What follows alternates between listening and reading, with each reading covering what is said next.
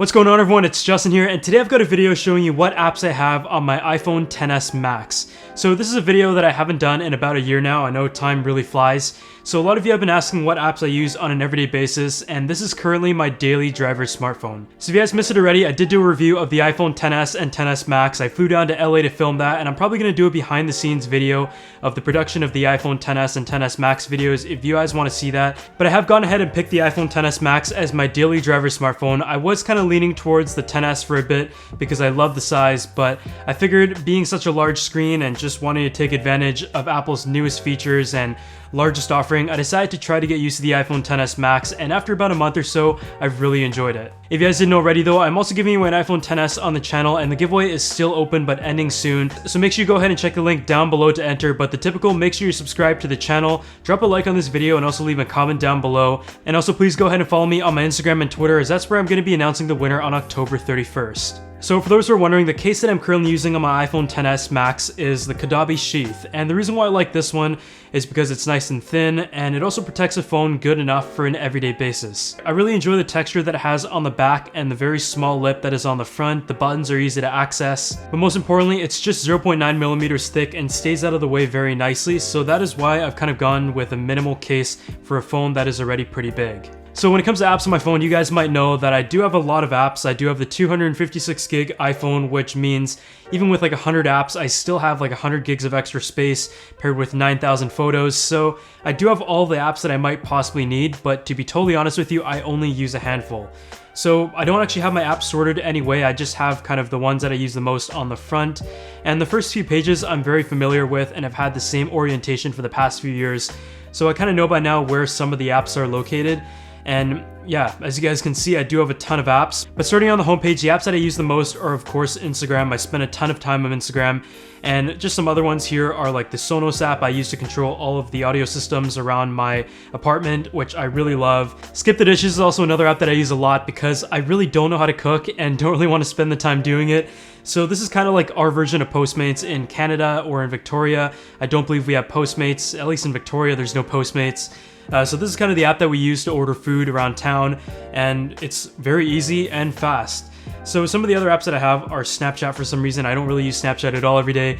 I also use Twitter a lot and YouTube a lot, but other than that, Spotify is another app that I use a ton. I literally listen to music the entire day, whether I'm working, driving, and everything.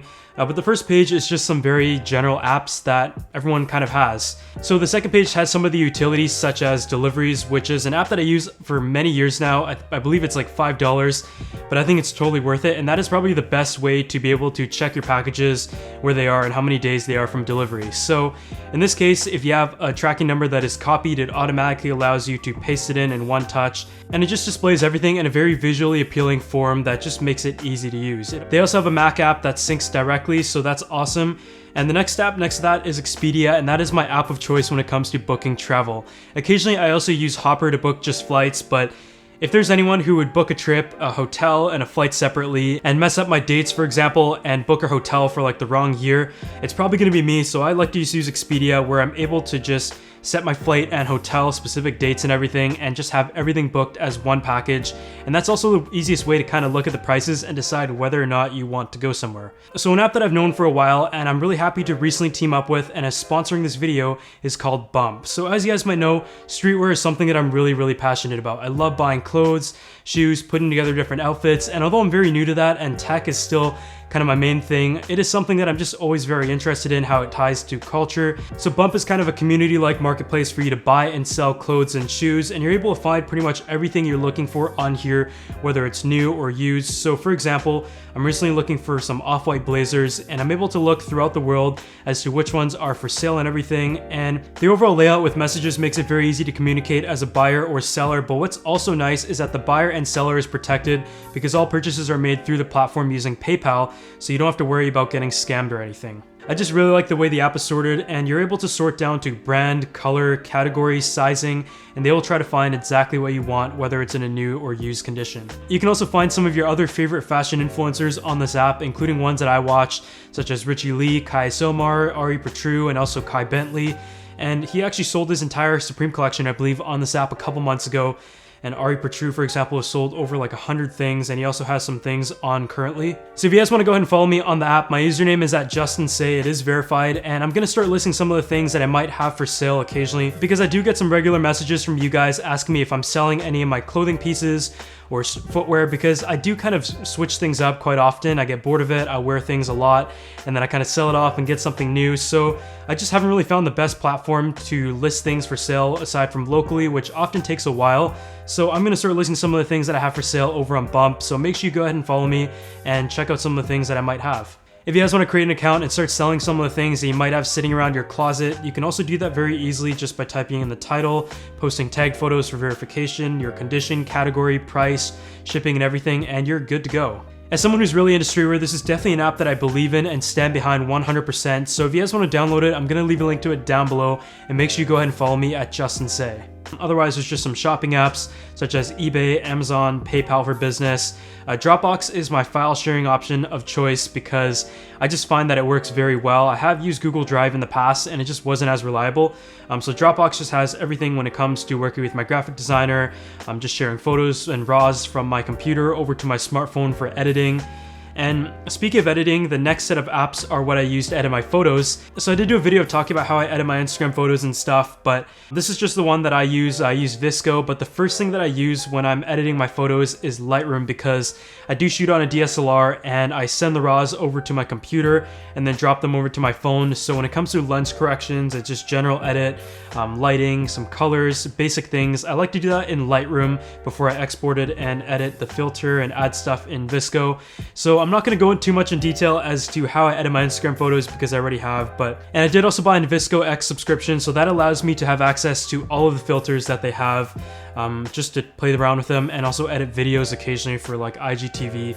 But other than that, Starbucks is another one that I use a lot, and when it comes to smart home, you might notice by now that I've kept things very simple, and I do want to make a video about smart home soon, but I pretty much just have a Sonos and a Nest in my apartment, and maybe some Philips light bulbs, but otherwise I've tried to just keep it at that. So Nest is a great app when it comes to being able to control the temperature, hot, cold, stuff like that. And in this case, I have it off because I'm recording audio right now. YouTube Creator Studio on the front page is also something that I use a lot. It's also the easiest way to interact with you guys, and I do read most of the comments on the videos and try to respond to as many as possible. You guys leave some very nice comments, thankfully. I think YouTube Creators is an app that everyone who makes YouTube videos should have. You don't want to get too caught up in the numbers, but it's just a good way to interact and kind of see where you're at. The next page right here has one of the apps that I forgot to cover in my last video and a lot of people asked, and that is Splashtop. So this is an app that allows me to control my computer from anywhere I am. In a lot of cases, I might be out and about and I want to wait for my video to export before uploading it to YouTube. And I don't really want to just stay around and wait like an hour for my video to export. So while I'm gone, I'm able to connect to my computer with just one touch and do any controls, changes, upload a thumbnail, send a file to myself. So when I was a student, that was very handy whenever I forgot to Dropbox a file that I did on my computer.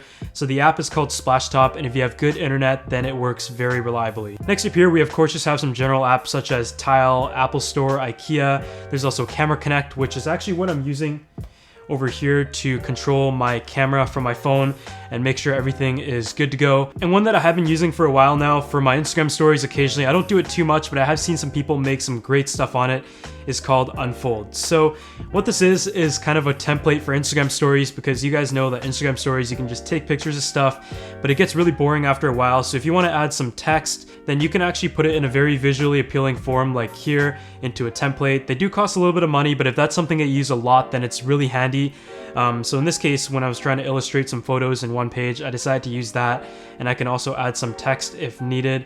But yeah, this app is called Unfold, and it has quickly be one of my favorites. And just looking at some of the different designs here that you can pick from in the templates or even purchase, I just really like the way this app works. It's simple, but I just really like the way this app works. And if you're someone who does a lot of Instagram stories with text, then this is one for you. I like to just do this thing where when I go out to eat with friends, and I haven't seen them in a while, we'll do this game where we put our credit cards in a pile and let the waiter pick whose card, and whoever gets picked has to pay for everybody's food.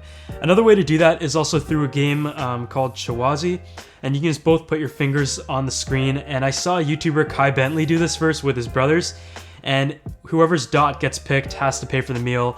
My mom thinks it's rigged because she keeps losing, so I don't know, it's kind of a fun app, but not everyone's gonna want to play it after they've lost a couple times. As someone who shoots a lot of video and photos, you always want to try to shoot during golden hour, and living in a place that doesn't always have the best lighting, even though lately the weather has been really good. An app that I like to use to kind of pinpoint when golden hour is and the best times of day to shoot photos and videos is called Alpenglow. So this goes based off your current location, and it's able to figure out what hours are golden hour in order to kind of figure out as a photographer or videographer what times you would like to take photos and videos. It does kind of take a long time to load sometimes, but here you have the estimated times when it comes to blue hour, golden hour, sunrise, daytime, golden hour, sunset, and also blue hour. And although it isn't 100% and it kind of shows an efficiency ratio, at some point during the times of year, you're able to kind of figure out approximately when is golden hour. Another app for people who use Instagram a lot out there is called Unum, and this is an app that allows you to kind of feed plan if you have a lot of photos queued up, which I normally don't because I don't know what to wear. I don't really like being in photos and don't know where to shoot them. So this app is one that I've been trying to use a little bit more to better plan my Instagram feed, because as you guys can probably tell, I'm in this phase where I'm just very experimental with my Instagram. I've just been posting whatever, haven't really followed a color scheme or anything, so this allows you to just add a photo to the grid and figure out where you would like to put it and where you would like to schedule things, just to see how things would match and go together. Another fun app that I recently downloaded is called VHS Cam, and this just gives you that retro look if you want it for your Instagram stories or a cool segment within a video, for example, just to give kind of a different effect. And as you can see, it just literally looks like an old camera. Moving on to another one that I like to use when I'm out and about and trying to look for a location to film is called Breather. So if you guys might have noticed my video in LA, for example, I rented a space to film in, and these are using apps such as Breather, and also another one called Peerspace, where people rent out their spaces for production, for meetings, and a lot of them just look very aesthetic and are great for videos. So they're definitely not cheap, especially in major cities such as San Francisco, LA, and New York, but in the event that you might have budget for a video and want to have something nice, then this is a cool way to find a space. Another app that's also pretty fun to just go on anytime is called Wish, and it's a place where you have like a lot of just cheap imitations of a lot of products, and I have ordered a few things off it just to play around with. So if you guys want to go ahead and see me do like a video comparing like actual object with one off Wish, just let me know, because there's a lot of interesting things on here that I just kind of want to try out. Even though I have a lot of photography apps, another one that I've been using a lot lately is called Huji. And you guys have probably seen a lot of Instagrammers use this as well, but this app allows you to just give it that like retro film effect. And I don't really like to use it too much because I feel like it is a little bit overused, but the situations that I do use it are when a photo looks really bad that I don't think I could save it in an edit. I just put it into Huji and see where it goes. And honestly, a lot of times it doesn't look that good, but occasionally it might work very well. So it's just been something that I've been playing around with a lot. So if you have that photo that you kind of like the framing and composition of, but for some reason the lighting might have sucked or something was weird about it, then put it in Huji and you never know what it's going to come out with. But otherwise, thank you guys so much for checking out some of the apps that I have on my iPhone XS, which is my daily driver smartphone. And as you can see, I do have a ton of apps, but for the most part, I just use utilities. I don't have any fun apps or games. I honestly just haven't really found any or have cared to find any. But if you guys have any suggestions, as always, make sure you drop them down below. But I hope this video showed you some of the apps that might be useful for your daily life as well. As someone who's really into streetwear, this is definitely an app that I believe in and stand behind 100%. So if you guys want to download it, I'm going to leave a link to it down below. And make sure you go ahead and follow me at JustinSay. But I'll see you all in the next video.